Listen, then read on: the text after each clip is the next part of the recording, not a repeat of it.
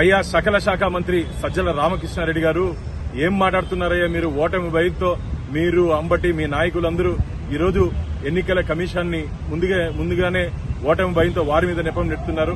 Umpiring సరిగ్గా లేదని చెప్పి 5 సంవత్సరాలు మీ అంపైర్లను పెట్టుకొని నాట్అవుట్ అన్నింటినీ అవుట్ గా చేసింది మీరు కదా, వ్యవస్థను నిర్వీర్యం చేసింది మీరు కదా, ఐపీఎస్ని ఐఏఎస్ని మీరు పోస్టింగ్లు వేసుకుని వారిని నిద్రపోనిచ్చి మీరు కదా పనిచేసింది.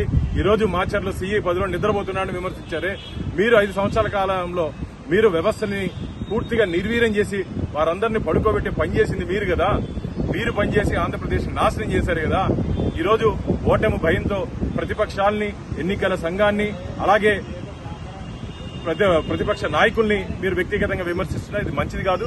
ఇప్పటికే ఆంధ్రప్రదేశ్ ప్రజలు మీకు వ్యతిరేకంగా తీర్పిచ్చారు.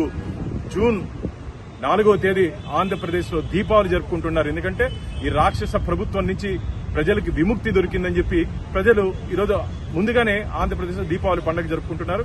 కాబట్టి ఎంపైర్లంతా మీరు అనుకుంటున్న ఎంపైర్లంతా కథ అయిపోయింది. ఇప్పుడు మంచి ఎంపైర్లు ఉన్నారని చెప్పి ప్రజలు భావిస్తున్నారు.